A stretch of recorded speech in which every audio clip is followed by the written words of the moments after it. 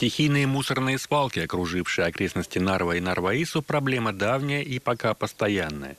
Каждый год, несмотря на субботники, что проводят жители по уборке прилегающих территорий к городам и садоводческим кооперативам, то тут, то там появляются и растут мусорные кучи.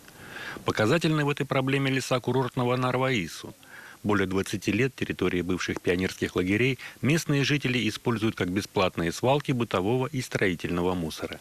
Пытаемся найти этих людей, которые мусор везет в лес. И если мы найдем, попадет на фотографию или на камеру, тогда мы даем данные на инспекцию, и они занимаются этим.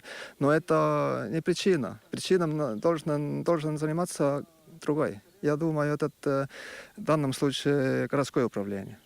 Городские власти курортного города знают о проблеме и считают, что в настоящее время ее можно решить лишь частично, и то только с помощью неравнодушных горожан, согласных выйти на субботник по уборке территории. К сожалению, мы должны это делать. Если не в полном объеме, то хотя бы, исходя из тех средств, которые у нас имеются, как и в том году. В том году у нас был такой же субботник. Мы вынуждены были убирать не только городские земли, но и государственные, потому что все-таки город у нас курортный, и по мере возможности нужно убирать те свалки, и ликвидировать их, которые образовались здесь. Незавершенная земельная реформа не дает права бюджетам разных структур выделить финансирование на полную ликвидацию свалок. РМК может помочь в таком плане, чтобы если желающие хотят убирать, то они убирают на земле РМК, и РМК финансирует вывоз и увозку.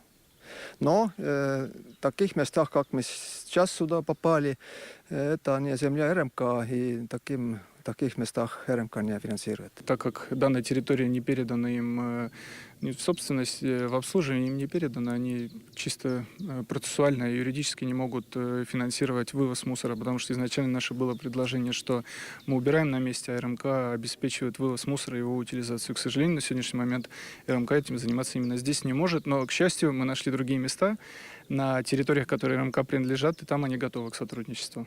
Пока государственные структуры и местное самоуправление решают, где и как финансировать вывоз мусора из лесов, стихийные свалки растут и находят для себя новые горизонты.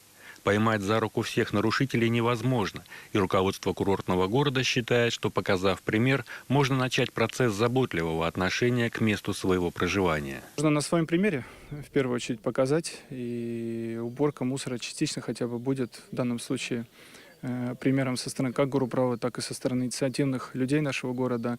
Но и в дальнейшем я все-таки вижу такой общий тренд, что культура общая, и в том числе и вывоза мусора, его складирования улучшается. Все-таки ситуация, которая была 10 лет назад, и сейчас она все-таки идет в сторону улучшения, поэтому я думаю, что с течением времени ситуация улучшится, и в конечном итоге, когда земельная реформа будет доведена до конца, я все-таки надеюсь, что будет какое-то юридическое лицо со стороны государства, которое будет уже реально отвечать за эту территорию, и на этом этапе можно будет в ходе переговоров уже договориться о полной ликвидации этой свалки с территории города Нарва-Ису. Огромные суммы потребуются на ликвидацию существующих свалок за счет городского или государственного бюджетов, и не только в Нарва-Ису. Садоводческие товарищества также сталкиваются с проблемой выделения финансов на разбор и, главное, вывоз своих завалов. Трудно представить, что в ближайшее время у всех дачников проснется совесть, и они станут заказывать контейнера для дорогостоящего вывоза мусора. Так что вопрос в ближайшие годы останется открытым.